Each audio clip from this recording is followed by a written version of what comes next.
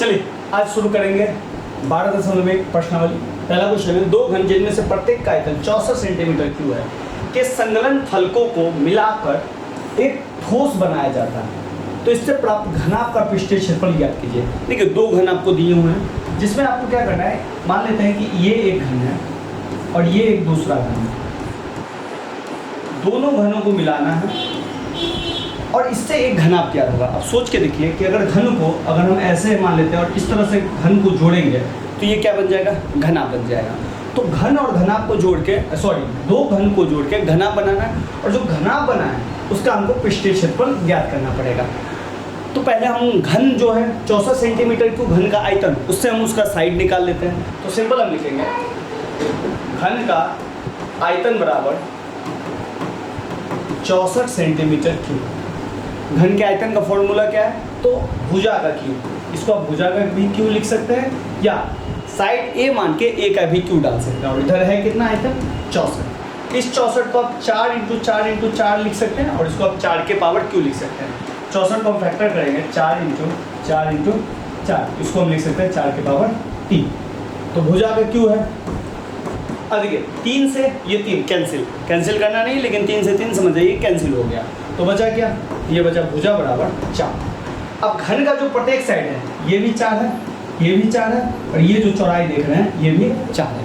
अब आपको डिसीजन लेना है कि ये जो घन को लंबाई के अकॉर्डिंग जोड़े या चौड़ाई के अकॉर्डिंग जोड़े या ऊंचाई के अकॉर्डिंग जोड़े।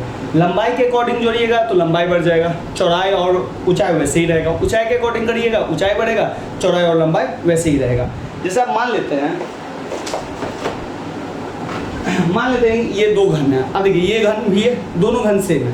अब देखिए अगर मैं इसको अगर चौड़ाई के हिसाब से जोड़ूंगा तो दोनों का चौड़ाई बढ़ेगा, और लंबाई के हिसाब से बढ़ूंगा लंबाई बढ़ेगा बट चौड़ाई और ऊंचाई वही रहेगी। और ऊंचाई के हिसाब से करूंगा, इसके ऊपर रख दूंगा तो ऊंचाई बढ़ेगी। तो आप जैसे चाहिए वैसे कर सकते हैं। मैं इसको लंबाई के अकॉर्डिंग रखता हूँ, तो लंबाई के अकॉर्डिंग रखूंगा। मान लेते हैं ये घन है, तो लंबाई इसकी जो हो जाएगी, लंबाई जो इसकी हो जाएगी वो हो जाएगी 4 + 4, तो टोटल लंबाई हो जाएगी 8 सेंटीमीटर।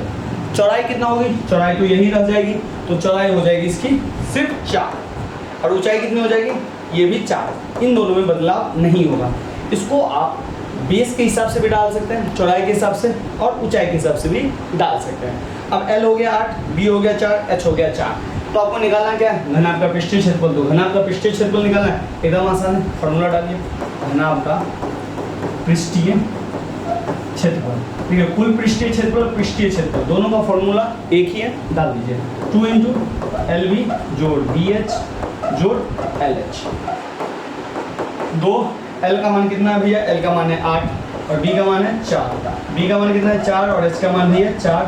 L का मान है 8 और H का मान है 4। अब इसको तोड़िएगा तो 2 32 16 32, ये हो जाएगा 32 32 64, 32 32 64 और 16 64 16 हो जाएगा 80। तो इस तरह से आपका जो घनाभ का पृष्ठीय क्षेत्र मिला वो मिला 160 सेंटीमीटर स्क्वायर। ये है आपका फाइनल आंसर। Next question